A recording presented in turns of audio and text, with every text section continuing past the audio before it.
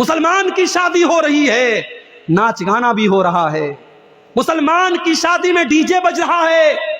ماشاءاللہ بڑا پکا مسلمان ہے، کیا مجال ہے کہ اس کے اسلام پر کوئی سوال اٹھائے؟ اس کے گھر میں رات بھر ڈی جے چل رہا ہے۔ تیرے نبی نے کبھی بانسری کی آواز کو اپنے کانوں میں جانے نہ دیا، تیرے نبی کے صحابہ نے کبھی میوزک کو اپنے گھر میں آنے نہ دیا، اور تو شادی کے موقع پر رات بھر میوزک بجا رہا ہے اور تو اپنے آپ کو مسلمان کہہ رہا ہے؟ کیا تیرا اسلام صرف تیری مسجد اور تیری نماز تک ہے؟ تیرے شادی بیاہ میں تیرے اسلام سے کوئی مطلب نہیں؟ میں کہتا ہوں علماء پابندی لگا دیں، جس کے گھر میں شادی میں ڈی جے بجے گا، ناچ گانا ہوگا، سارے علماء مل کر کے یہ طے کر لے اس کے گھر میں ہم نکاح نہیں پڑھائیں گے، اس کی شادی میں ہم نہیں جائیں گے، لوگوں کے دماغ صحیح ہو جائیں گے، جائیں پڑھائیں، خود اپنا نکاح پڑھائیں، علماء منع کرتے ہم ایسی شادیوں میں نہیں جائیں گے۔ شادی ہماری کیسی ہو رہی ہے میرے بھائی؟ ماشاءاللہ باپ کے چہرے پر شرعی داڑھی ہے، ماتھے پر سجدے کا نشان ہے، شادی میں اپنی جوان بیٹی کو لے کے گیا ہے، کار سے نکلا، جوان بیٹی ساڑی پہن کر کے اور گاؤن پہن کر کے نکلی ہے، اس کا پورا آدھا شریر ڈھکا ہے اور آدھا شریر نظر آ رہا ہے، اور سارے لوگ اس کی لڑکی کو دیکھ رہے ہیں، اور باپ کو کوئی فرق نہیں پڑتا ہے، صاحب فیشن کا زمانہ ہے، شادی کے موقع پر میری لڑکی تو حور بن کے آئی ہے، میری لڑکی جو چاہے پہنے، کیا فرق پڑتا ہے؟ تو میں نے ان کو سمجھایا، میں نے کہا پہلے آپ غور کیجئے، کہیں ایسا تو نہیں کوئی گناہ کا کام ہو رہا ہے گھر کے اندر، کوئی اللہ کو ناراض کرنے والا کام تو نہیں ہو رہا ہے؟ اگر انسان گناہوں کی دنیا میں اور گناہوں کے دلدل میں اگر پڑا ہے، گھر میں زنا ہو رہا ہے، گھر میں بے حیائی ہو رہی ہے، گھر میں گانا بج رہا ہے، گھر میں اللہ کو ناراض کیا جا رہا ہے، تو آپ کے بزنس پر اور آپ کے کاروبار پر اس کا برا اثر پڑے گا میرے بھائی، کیونکہ اللہ کے نبی فرماتے ہیں ان العبد لیحرم الرزق بذنب یصیبہ، بندہ اپنے گناہ کی وجہ سے اپنی روزی سے محروم ہو جاتا ہے، اور اللہ تعالیٰ کا کلام سچا ہے، اللہ کبھی جھوٹ نہیں بولتا۔ اللہ نے قرآن میں فرمایا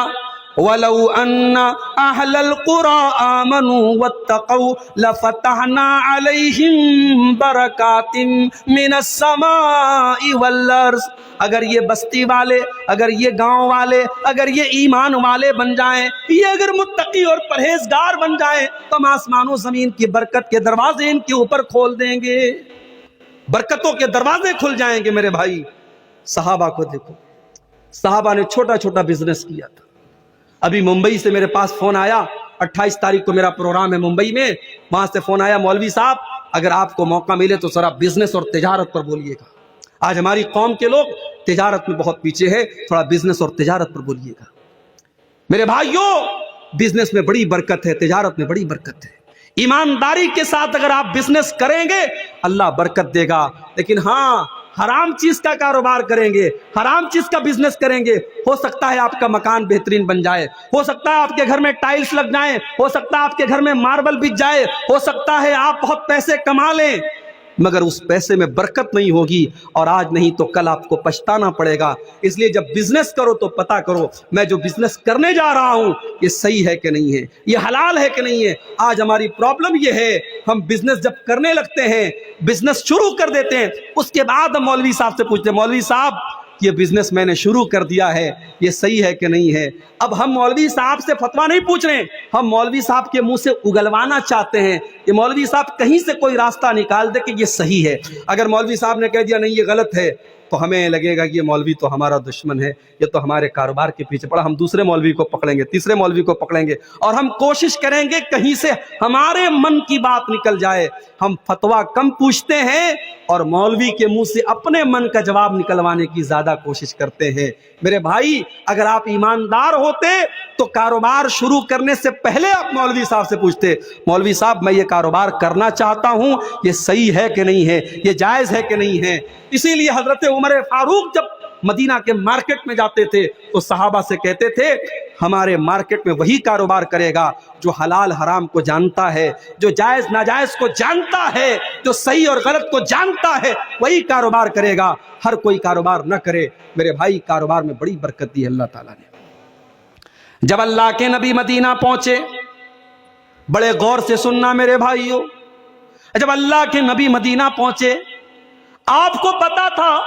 مکہ کے مہاجر بیچارے بے سہارا ہیں، ان کے پاس ابھی کوئی بزنس نہیں ہے، ان کے پاس ابھی کوئی گھر نہیں ہے، آپ نے مدینہ کے انصاری صحابہ کو اور مکہ کے مہاجر صحابہ کو نام لے لے کر کے بھائی بنا دیا، ایک ایک کا نام لے لے کے بھائی بنایا، یہ مدینہ کا انصاری ہے، یہ مکہ کا مہاجر ہے، یہ دونوں ایک دوسرے کے بھائی بھائی ہیں، دونوں کا ہاتھ اٹھا کر کے اللہ کے نبی نے بھائی چارہ کرا دیا۔ حضرت عبد الرحمن ابن عوف جو مکہ میں بزنس کیا کرتے تھے، تجارت کیا کرتے تھے، اپنی سارے بزنس کو چھوڑ کر کے وہ بیچارے خالی ہاتھ آئے تھے، اللہ کے نبی نے ان کو حضرت سعد بن ربی کا بھائی بنا دیا۔ حضرت سعد بن ربی آئے اپنے بھائی کے پاس، کہا عبد الرحمن آپ میرے بھائی ہیں، نبی نے آپ کو میرا بھائی بنایا ہے،